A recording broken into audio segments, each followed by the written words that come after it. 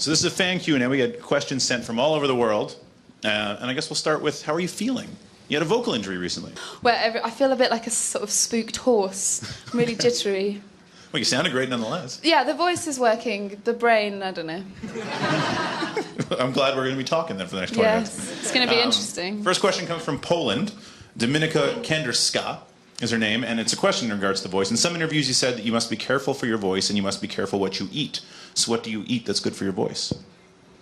It's not really what you do eat as a question of what you don't drink, so what do you avoid? Eat, shout. It's pretty much... being a singer is a funny thing. I mean, basically, you should be sitting in a humidified room only drinking water, being silent all the time.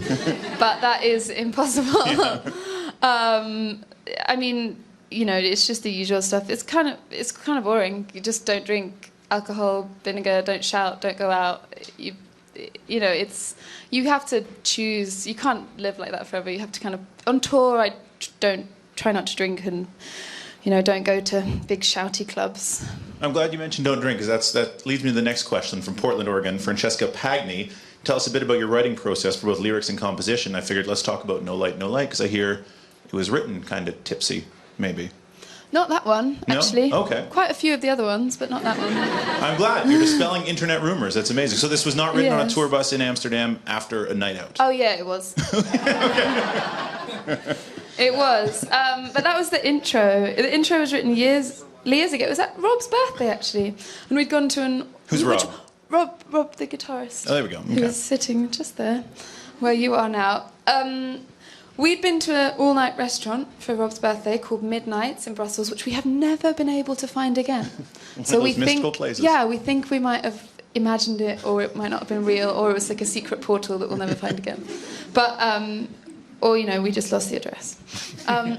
But we went there, and then we got on the tour bus to Amsterdam, and you know, we had a party, and at about 4 a.m, me and Izza started composing this song in the front of the bus, and we recorded the sounds of the bus, and it was just it was the intro for No Light, No Light. And then, yes, we did try. Well, this is our work sort of ethic, is we've written the intro. Let's celebrate. So we could only find a sports bar that would give us Midori, though. It wasn't the biggest celebration. Next question is from Ashley Seymour in Montague, Michigan. When did you discover that singing was your passion? Did you always know? I've always loved singing, I think, but it was more of a question of how I was going to do it than I always wanted to. I was constantly singing around the house, and you know, my whole life was a sort of chorus of "shut up" from my family and at school and in hallways and so many like corridors and stuff by myself singing. I've serenaded quite a few corridors in my time. I think we all. Yours probably sounded better than mine, though. Stairwells are the best for acoustics. Oh, there you go. Yeah. Good to know. Maybe that's what I've been missing all these years. That and bathroom tiles. Okay. Speaking, it wasn't. Yes. Okay. You knew where I was going. Let's talk about the harp behind you here, because harps don't come out in rock and roll too often. So when did you decide, and why did you decide that you wanted a harp in your band? Well, it was kind of a fluke, really. We did a lot of... when we first started writing songs like Dog Days and Cosmic Love, we had this... We were so fond of it. It actually got burnt in a fire. This isn't a person. This is a keyboard. But all our equipment set fire when we were touring in Europe, and we called it... I'm going to swear. We used to call it the shit keyboard, because it cost like £100, but it had all these like clunky sounds on it that didn't... And I thought there was something so fascinating about what like a bad electronic instrument's idea of a big beautiful thing like that sounded like. So we'd have like timpani, but it would sound completely weird, and harp. And so the intro for Dog Days I wrote on that harp effect. Well, it's pretty simple. For those of you that have heard it, it's just one note over and over again. It's no Beethoven, but I try. And then, so we'd done all this stuff on the harp effect, and then one day there was a guy walking past the studio with what looked like a telephone box wrapped in a blanket. But it was a harp, and Izza got him in and put harp all over everything that we'd done, and that was Tom. And then because there was harp on everything, we had to have him in the band. So thank you, Tom, for coming with us. Amazing. Madison Murphy asks, why don't you crowd surf anymore? Did you used to crowd surf a lot? Did this happen? I did. I'd say right now I do sort of crowd running. Okay. So kind of, it's fun. It's almost like a sort of every day's a sports day. You have to run, see how far you can get to the back of the crowd, and then how fast you can come back to the stage. But now we're playing, like, I do love to crowd surf, but we're playing quite a lot of amphitheatres with people in chairs, and I don't think there's anything more awkward than a sort of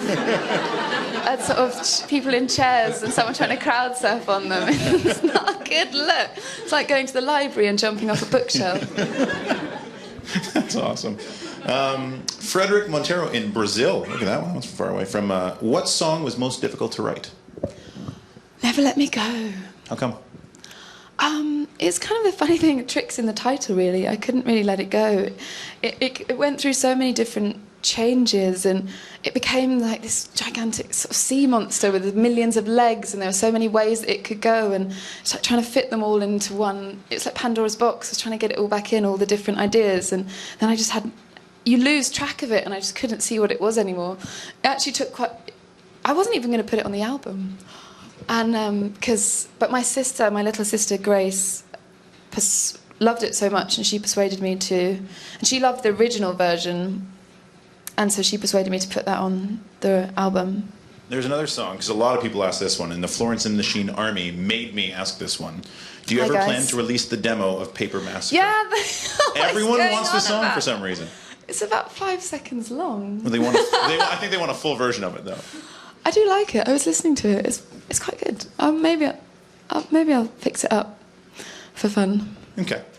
Adriana Polchin in Elk, Poland says, you've got a very unique style when it comes to clothing and accessories. Have you ever thought about establishing your own products line, jewellery or perfume? Products line? It's a products line. From that reaction, you can probably tell that it hasn't crossed my mind that much. Not so much. I don't know.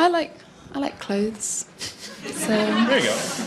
But I haven't thought about it. that much. A lot of the clothes I wear seem so sort of idiosyncratic to myself. I'm not sure who wants a paisley waistcoat. Do you know what I mean? But you know, if there's a market for them. Well, there's a follow-up to that. I was interviewing Alanis Morissette this morning. You know her? I love her. She has a question for you about your style. Yeah. She prefaced it with, it's a shallow one, but she wanted to ask it anyway. I wanted to see her. She was playing in my hometown in Brixton Academy, and I was away, so I missed her. I wanted to see her so much. She was my absolute hero growing up. That's amazing. Not even Jagged Little Pill, like all the rest of the records. I had the whole back catalogue. I was like, oop. And you're both in Toronto now. Such an oop. Is she here? Maybe. I don't know if I should be answering that. Where does she live?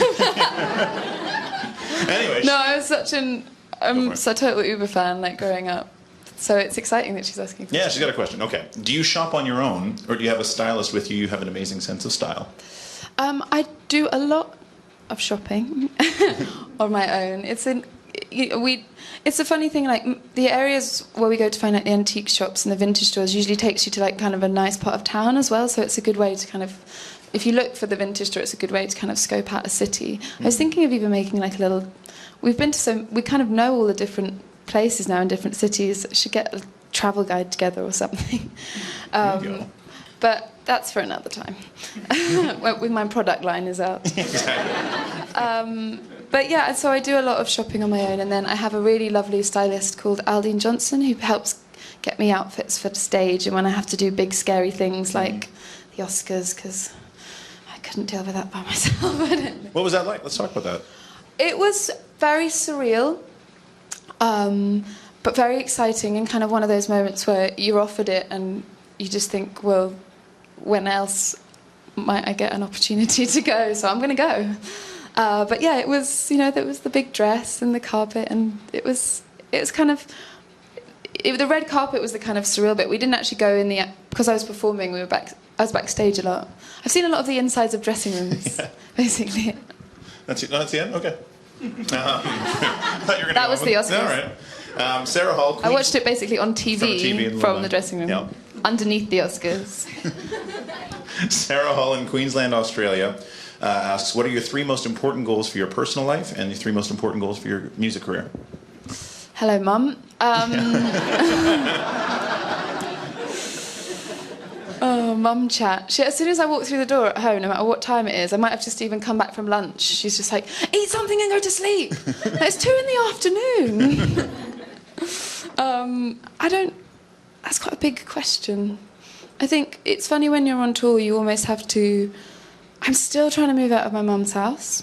So far I'm you're still... never home. When are you home? Yeah, well, I've been on tour basically since I was 21, so I'm still sleeping on the mattress on the floor of my mum's house.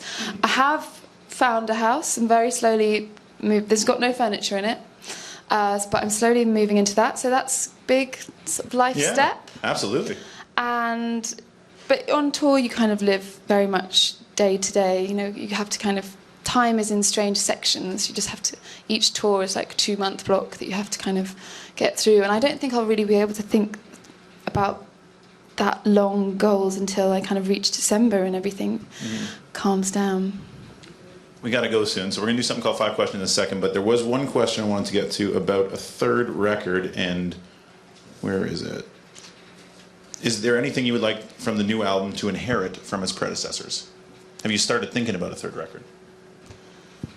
I get quite... It's funny, like the process of making a record, it's almost like you sort of create it in your head before even doing anything. And it takes on all these different forms. And I'm quite excited about it because I feel like in some ways I made the sound of Lungs whole with Ceremonials. So the ideas that I'd formulated, maybe, you know, with Dog Days and Cosmic Love, then went on to embellish in Ceremonials. And so now I feel like they've made quite a nice set. And that almost clears the slate for something, you know, the sound feels quite established now, so who knows where it could go. Cool. So we do something called 5 Questions. 5 quick questions, 1-word answers. Okay, yeah. It's going to get weird. Road or studio? You can't choose. If you're in the studio, you want to be in the road and vice versa. Okay. That was loads of words. It's all right. Lennon or McCartney? I know. I ask everyone these. Lennon. Okay. When you hear a song, what usually hits you first? Lyrics, melody, or rhythm? It's all at once, really, isn't it? I think. For you? Sure. Song you've written you're most proud of? Doesn't need to be 1 word.